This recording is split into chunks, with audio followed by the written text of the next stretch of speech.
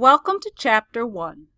In this chapter, we will discuss the following: how children learn mathematics, theories versus assumptions, various stages of development, inquiry-based learning, constructivism, developmentally appropriate practices in mathematics, and more.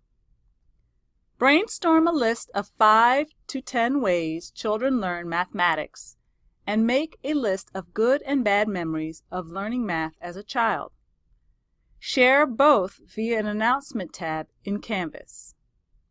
Use the following header: Chapter 1, Slide 1 Thoughts. Compare and contrast how your responses differ from your peers. Best practice in teaching is based on theory and not assumptions.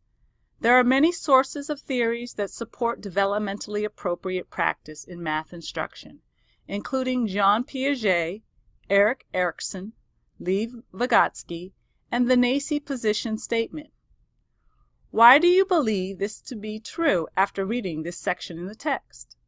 Review and compare each of the different types of theories and theorists related to mathematics that are found in the text: cognitive and intellectual development, inquiry-based learning, and social constructivism.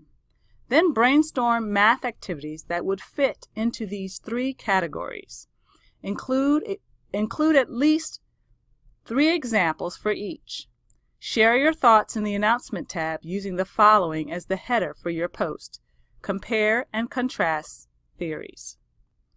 Use the recommendations for developmentally appropriate practice in mathematics on page 6, and then do an internet search for activities that meet these recommendations and those that do not.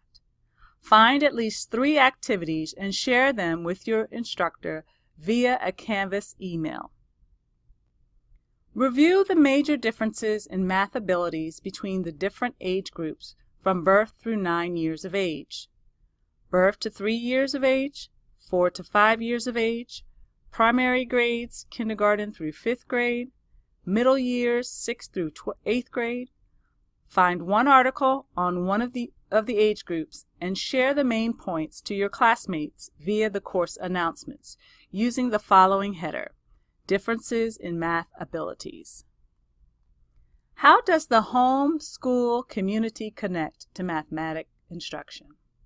Choose 3 of the 12 choices on page 10 and discuss how you could support the development of math skills in children in all 3 settings, including using that choice. Send your thoughts to your instructor via the Canvas inbox. After reading the chapter, you should be thinking about what math instruction would look like for children with special needs. What are some of the potential concerns that could arise for the specific disabilities listed on page 13? Email your thoughts to your instructor via the Canvas inbox. Include how you will use the 5 guidelines to support at least 2 to 3 of the specific disabilities listed on page 13.